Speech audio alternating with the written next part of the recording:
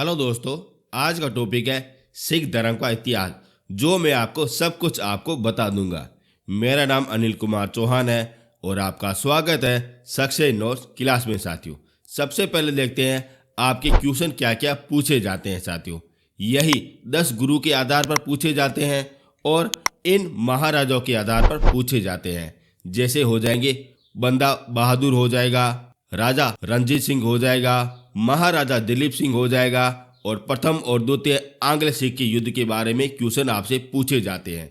इसके अलावा एक भी क्वेश्चन बाहर नहीं पूछा जाता है, जो मैं आपको सब कुछ आपको बता दूंगा साथियों। यदि आप हमारे चैनल में पहली बार आए हो ना, तो चैनल को जरूर से जरूर सब्सक्राइब कर देना और जरूर से जरूर शेयर भी कर देना साथियों।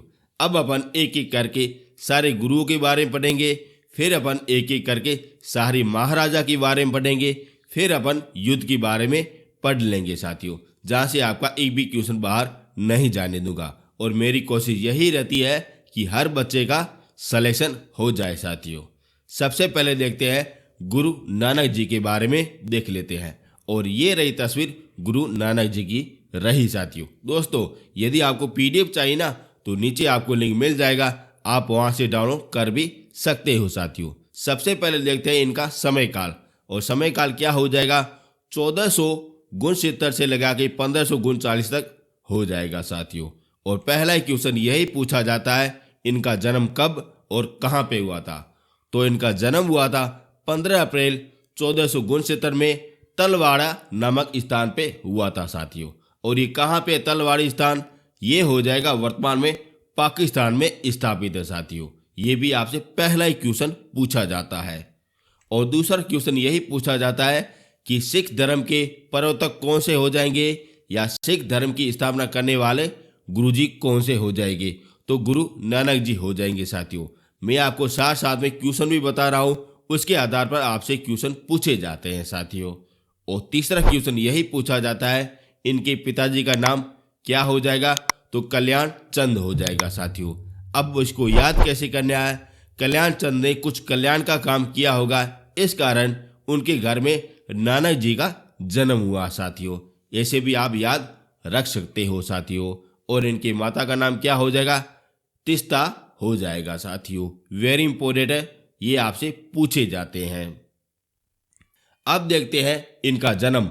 और इनका जन्म हुआ था तलवाड़ी नामक स्थान पे हुआ था, और उसका नाम बदल के क्या रख दिया, ननकाना रख दिया था, जो वर्तमान में पाकिस्तान में स्थापित है साथियों। वेरी इंपॉर्टेंट है। अब आप इस बात से समझ सकते हो ये कैसे महान व्यक्ति थे साथियों, जहां पे इनका जन्म हुआ था और वहीं के गांव का नाम बदल के ननकाना रख दिया था, यानी कि ये महान व्यक्ति थे साथियों। वेरी इंपॉर्टेंट है, ये भी आपसे पूछा जाता है। कहाँ पे है, पाकिस्तान में स्थापित है। और इनका विवाह किसके साथ में हुआ था, तो इसका विवाह हुआ था सुलखनखी के साथ में हुआ था, जहां पे 2 बच्चे हुए थे। पहले का नाम हो जाएगा श्रीचंद हो जाएगा, यानी कि ये लड़का हो जाएगा। और दूसरे बच्ची का नाम हो जाएगा लक्ष्मी चंद हो जाएगा साथियों। और ये आपसे कभी भी नहीं पूछा जाता है, ये भी मैं आपको साथ में बता रहा हूं। और गुरु नानक जी ने करतारपुर नामक एक नगर बसाया था, जो वर्तमान में कहाँ पे है, पाकिस्तान में स्थापित है। ध्यान रखना, ये भी आपसे पूछा जाता है कि गुरु नानक जी ने कौन सा गांव बसाया था या कौन सा नगर बसाया था। तो करतारपुर नामक बसाया था साथियों, जो कहाँ पे है, पाकिस्तान में स्थापित है। और वहीं पे इनका देहांत हो गया था साथियों। कब हुआ था, 1539 में हो गया था साथियों। करतारपुर नामक स्थान पे हो गया था। जन्म कब हुआ था, 1469 में हुआ था। और मृत्यु कब हुई थी, 1539 में हुई थी साथियों। कहाँ पे जन्म हुआ था, तलवाड़ी नामक स्थान पे हुआ था। और मृत्यु कहाँ पे हुई थी, करतारपुर नामक स्थान पे हुई थी साथियों। ऐसे भी आप याद रख सकते हो साथियों। अब देखते हैं ज्ञान की प्राप्ति। और इनको ज्ञान की प्राप्ति हुई थी कार्तिक पूर्णिमा को हुई थी साथियों। जैसे अपने महात्मा बुद्ध को हुई थी, महावीर स्वामी को हुई थी, अन्य भी महापुरुषों को हुई थी। जैसे अपने इनको कार्तिक पूर्णिमा को हुई थी साथियों। यहाँ पे पूर्णिमा रात है ना, वहाँ कोई ज्ञान की प्राप्ति होती है, चाहो तो आप ही यूज कर सकते हो। जब ये इनको ज्ञान की प्राप्ति हुई थी, तब इसने संगत और पंगत नामक स्थापना करवाई थी। अब ये संगत क्या होता है? संगत का मतलब होता है धर्मशाला होता है, जो आप सभी लोगों को पता है। और पंगत का मतलब होता है लंगर होता है साथियों, जो अपने सिख धर्म के द्वारा चलाया जाता है। वो भी अपने निःशुल्क होता है, किसी भी प्रकार का कोई पैसा नहीं लगता है। और ये सर्वप्रथम चालू करने वाला व्यक्ति कौन सा हो जाएगा? गुरु नानक जी हो जाएगा साथियों। और यहीं से आपके ज़्यादातर क्वेश्चन पूछे जाते हैं। दोस्तों, मेरी कोशिश यही रहती है कि आपका एक भी क्वेश्चन बाहर नहीं जाए साथियों। यदि आपको मेरा कंटेंट अच्छा लग रहा है ना, तो चैनल को जरूर से जरूर सब्सक्राइब कर देना। और यार प्लीज़ शेयर जरूर से जरूर कर देना, क्योंकि बड़ी मेहनत के साथ ये मैं वीडियो बनाता हूँ साथियों।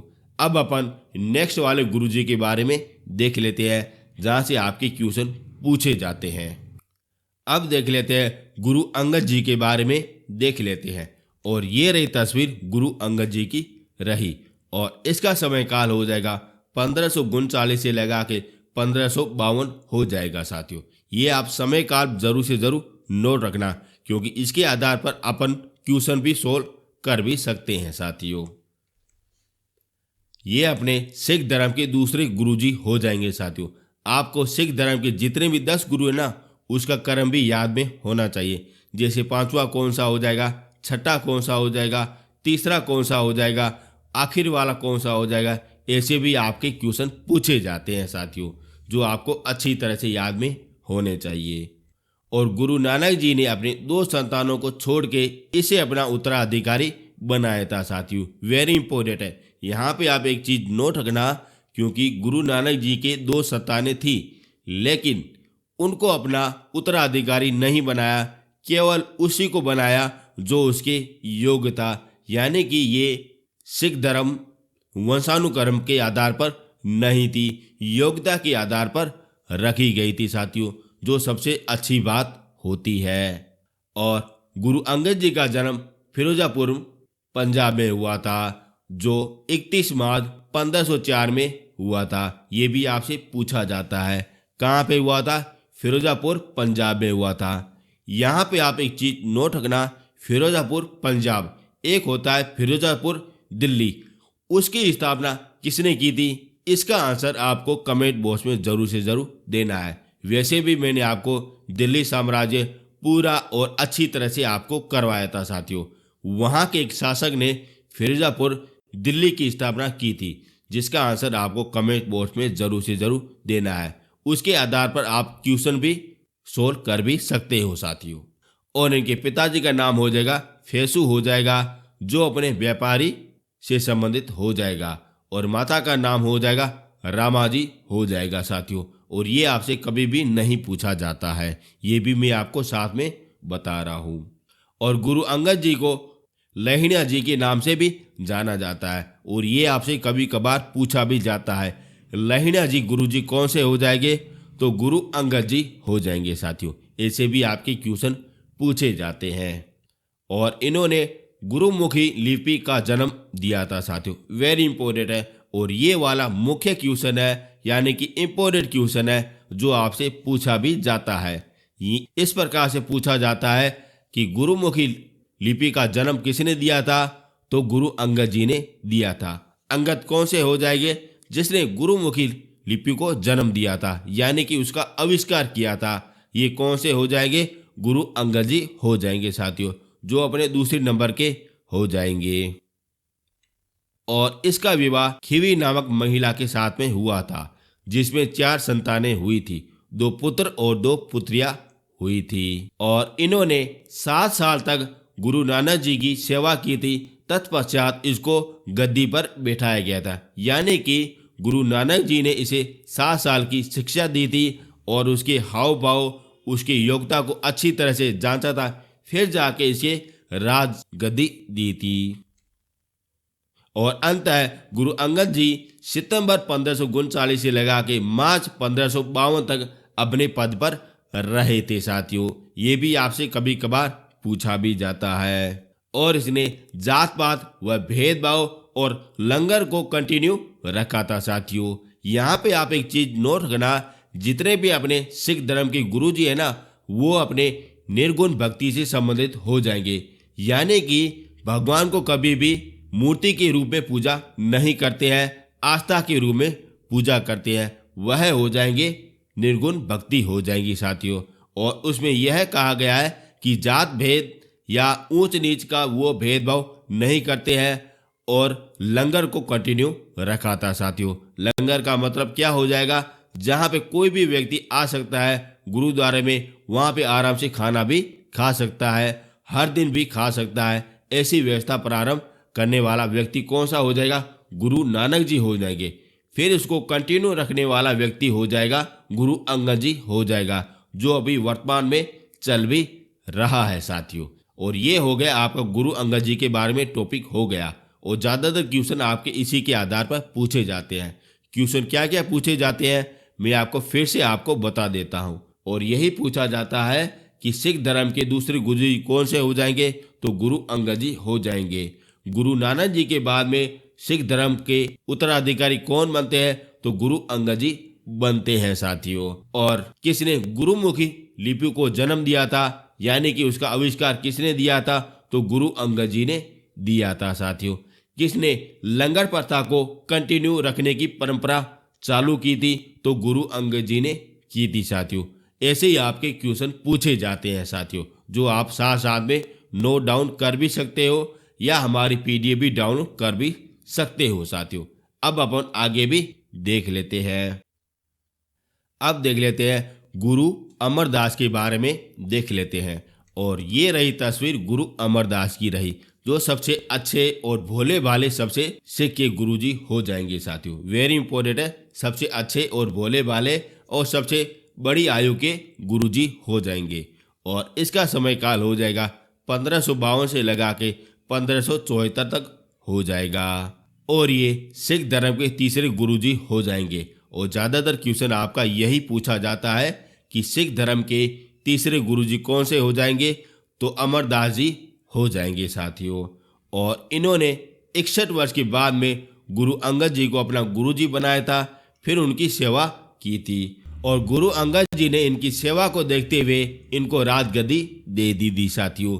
वेरी इंपॉर्टेंट है, तीसरे गुरुजी कौन से हो जाएंगे, अमरदास जी हो जाएंगे। और इनका निधन हुआ था 1 सितंबर 1574 में हुआ था साथियों, जो आपसे नहीं पूछा जाता है, ये भी मैं आपको साथ में बता रहा हूँ। और इन्होंने सती प्रथा का विरोध किया था और अंतः जाति विवाह को प्रोत्साहन दिया था और महिला विधवा विवाह को बढ़ावा दिया था साथियों, जो अच्छी बात है। वैसे भी अपने सती प्रथा बड़ी कुप्रथा है, उसका विरोध बिल्कुल सत्य बात है, उसका विरोध भी करना चाहिए। और अंतर जाति विवाह और महिला विधवा विवाह इनको भी बढ़ावा दिया था साथियों, यानी कि ये अच्छे और सज्जन व्यक्ति थे साथियों। अब मैं आपको बताऊंगा, यहाँ से आपके क्वेश्चन एक ही पूछा जाता है, यही पूछा जाता है कि सिख धर्म के तीसरे गुरुजी कौन से हो जाएंगे, तो अमरदास जी हो जाएंगे साथियों। ज़्यादातर क्वेश्चन आपका यहीं से पूछा जाता है।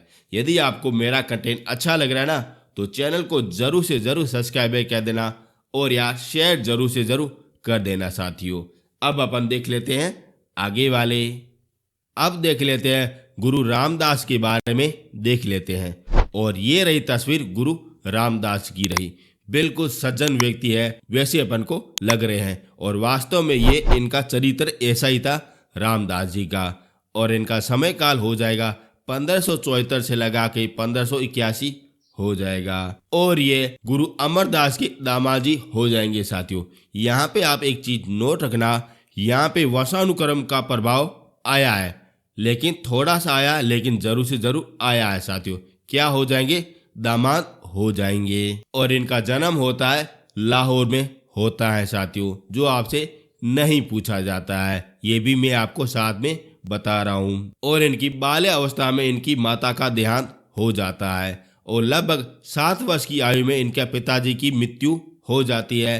तत्पश्चात इनका लालन पालन नानी के द्वारा किया जाता है और इस प्रकार से ये धीरे धीरे होके बड़े हो जाते हैं। और गुरु अमरदास ने इनकी सहनशीलता, नम्रता और आज्ञाकारिता प्रभावित होकर अपने छोटी बच्ची का विवाह इसके साथ में कर दिया जाता है। फिर आगे चल के इसी को ही अपना उत्तराधिकारी बनाते हैं। और रामदास जी ने 1577 में अमृतसर सरोवर नामक नगर की स्थापना करवाई थी, जो आगे चल के क्या बन गया था, अमृतसर बन गया था साथियों। और यहीं से आपका यही क्वेश्चन पूछा जाता है कि अमृत सरोवर नामक नगर की स्थापना कराने वाला व्यक्ति कौन सा हो जाएगा, या गुरुजी कौन से हो जाएंगे, तो रामदास जी हो जाएंगे साथियों। वेरी इंपॉर्टेंट है, यहीं से आपका यही क्वेश्चन पूछा जाता है। और ये अकबर के समकालीन होते हैं साथियों, और अकबर से बड़ा ही प्रभावी था। इस कारण इनके कहने पर 1 साल तक पंजाब में किसी भी प्रकार का कोई लगान नहीं लगाया था। ये भी आपका इम्पोर्टेंट क्वेश्चन है साथियों। अब मैं आपको बताता हूँ कि आपके क्वेश्चन क्या क्या पूछे जाते हैं। पहला क्वेश्चन यही पूछा जाता है कि सिख धर्म के चौथे गुरुजी कौन से हो जाएंगे, तो रामदास जी हो जाएंगे साथियों। किसने अमृत सरोवर शहर की स्थापना करवाई थी, तो रामदास जी हो जाएंगे साथियों। अकबर के समकालीन कौन से हो जाएंगे, तो रामदास जी हो जाएंगे साथियों। किसके कहने पर अकबर ने 1 साल तक पंजाब में कर नहीं लगाया था, तो वो हो जाएगा रामदास जी हो जाएंगे साथियों। यहीं से आपके यही क्वेश्चन पूछे जाते हैं। इसके अलावा क्वेश्चन बाहर नहीं जाता है। यदि अच्छा लग रहा है तो चैनल को जरूर से जरूर शेयर कर देना, ये केवल आप ही लोग कर सकते हो। अब अपन देख लेते हैं आगे।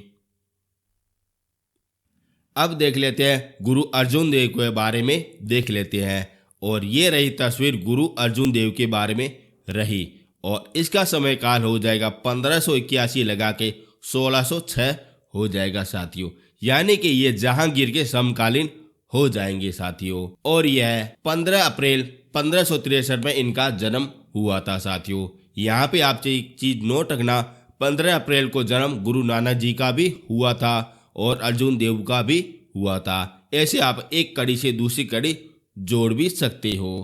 और ये अपने खुद को सच्चा बादशाह कहते थे साथियों। वेरी इंपॉर्टेंट है, ये भी आपसे पूछा जाता है। सच्चा बादशाह कौन सा हो जाएगा, तो अर्जुन देव हो जाएगा। और इनके गुरुजी का नाम हो जाएगा रामदास जी हो जाएंगे साथियों। ध्यान रखना, यहाँ पे वंशानुक्रम का प्रभाव मिलता है। फिर इसके अलावा धीरे धीरे करके सारे जितने भी पुत्र बनते हैं वो सारे वर इस प्रकार से बनते चले जाते हैं और आगे चले जाते हैं साथियों। अब आपसे क्वेश्चन यही पूछा जाता है कि सिख धर्म का पहला वंशानुक्रम का गुरुजी कौन सा हो जाएगा, तो अर्जुन देव जी हो जाएगा साथियों। ऐसे भी आपके क्वेश्चन पूछे जाते हैं। और इन्होंने हर मंदिर साहिबा का निर्माण करवाया था साथियों। हर मंदिर साहिबा क्या हो जाएगा, स्वर्ण मंदिर हो जाएगा। जो सोने का बना हुआ है उसे कहते हैं हर मंदिर साहिबा, और उसका निर्माण करवाया था अर्जुन देव ने करवाया था। लेकिन उसकी नींव डालने वाला सूफी संत कौन सा हो जाएगा,